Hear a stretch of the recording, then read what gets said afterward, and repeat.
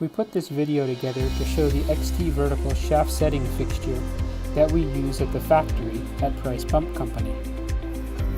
This same fixture is used for shaft lengths from 6.5 inches to 44 inches. The shaft shown in this video is 13 inches long. Regardless of length, the standard is a TIR of 4 thousandths or less. You can see in the video the shaft here has a little less than 3 thousandths TIR.